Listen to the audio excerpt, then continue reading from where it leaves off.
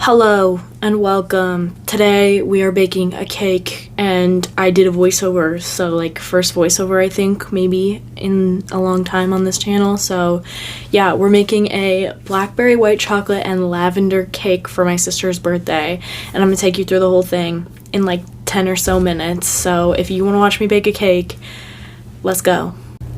Okay, so to start off the cake, I'm starting with just a white Walmart box cake mix because, to be honest, I love box cake mix. I think it's great. And then, of course, I'm just following the recipe as is, starting with a nice apron because I usually get messy when I bake. I put it all over myself. So getting my apron ready and, of course, washing my hands as everyone does. And then starting off with just the water. It calls for 1 1/4 cups of water. And then a 1/2 cup of vegetable oil. You can replace this if you want. I think it tastes best when you follow the recipe, so I do. And then, of course, cracking my eggs into my bowl. And because it's a white cake, you can only use the egg whites, or else it will be a yellow cake. Then preheating and getting my pans ready by spraying them down with some vegetable oil, cooking oil, you know. Then getting my parchment paper ready, popping that into those pans. And then, of course, mixing the batter. You gotta mix it for like 2 minutes. So my arm was tired, but we did it. This is them before going in the oven. This is them in the oven. Pretty nice.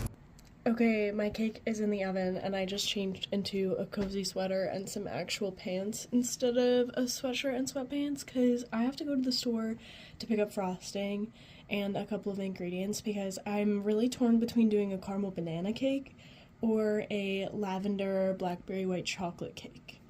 And I'm leaning lavender because I have fresh lavender buds. Oh, not fresh. I have dried lavender buds, and I think I could make a really good lavender simple syrup and make a mean cake, so. Then adding some water to a pot and turning the heat on to get my simple syrup going. This is a cat.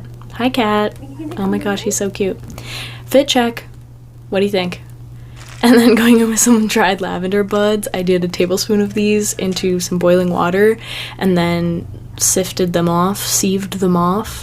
This is what they look like in there. And then I added the sugar and gave it a good stir until the sugar was dissolved, and boom. Then I'm taking my cakes out of the oven like I should, popping them straight onto a cooling rack. And this is them. They're a little lopsided. Oops. And yeah, this is what they look like.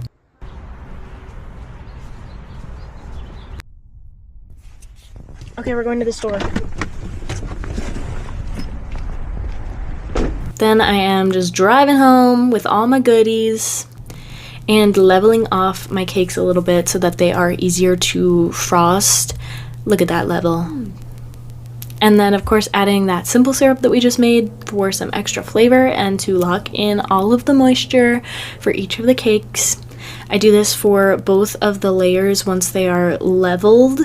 And you don't have to level your cakes. You can always flip them just like upside down. That's what my mom does. But I really, really love to level them and then eat the scraps. Like, it just makes me very happy and it makes me feel professional. So I'm going to keep leveling my cakes. And then, of course, more simple syrup for the top layer so that it tastes nice and yummy and lavendery, because that sounds good to me. Then popping on some frosting to lock in any crumbs.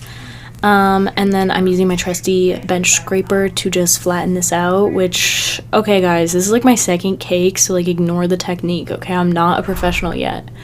I'm just starting out.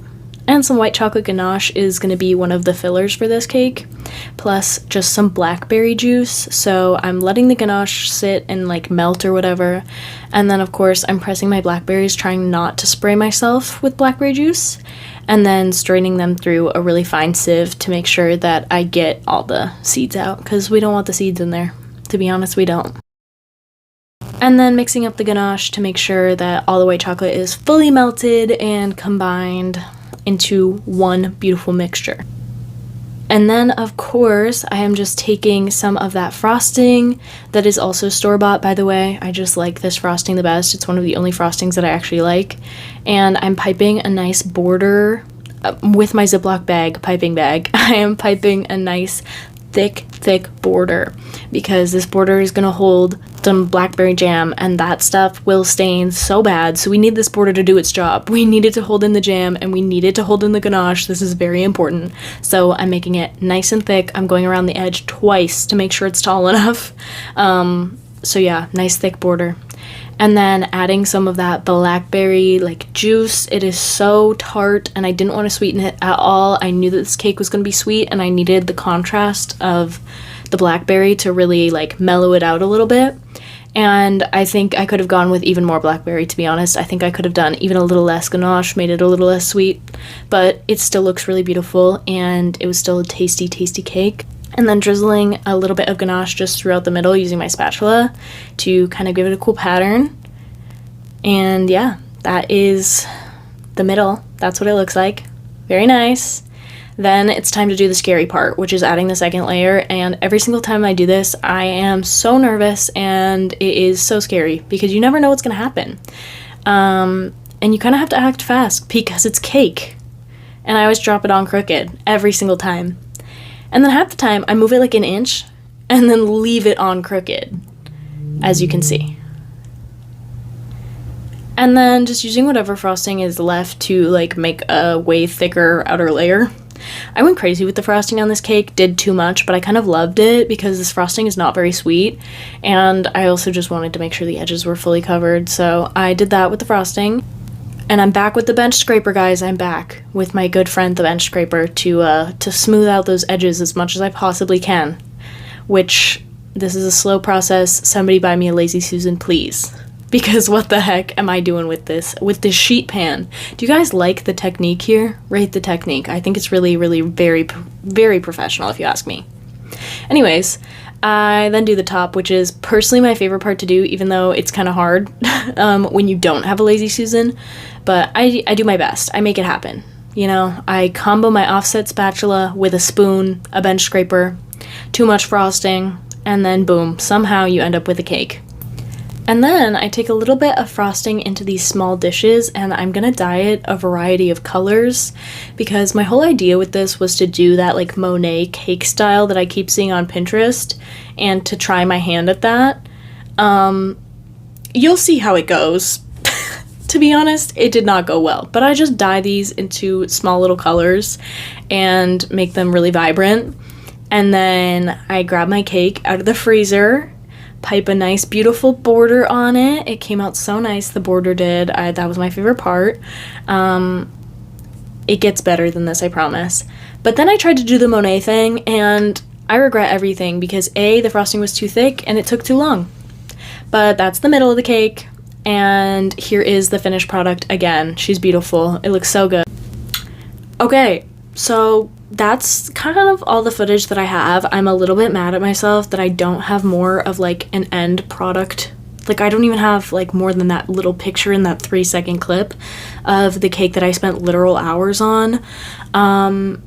I know that throughout this thing I was like, oh, it's a little too sweet, oh, it's not that sweet. The ganache was really sweet, but the rest of the cake would have been fine. I think the ganache just kind of put it over the top, like the frosting and the cake and the blackberry had a really good balance, so did the lavender, but the white chocolate ganache was just kind of a lot. It was still a really delicious cake, and I did finish the whole thing. I mean, we finished the whole thing. It was great.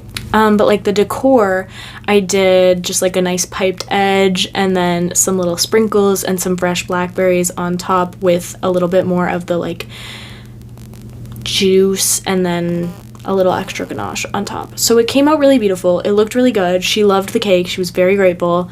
And it was honestly really fun to make. This is only the second like fancy cake I've done, so it was a fun time. But yeah, that's my cake. I hope you had fun. I hope you liked watching, and yeah, I'll see you in the next video.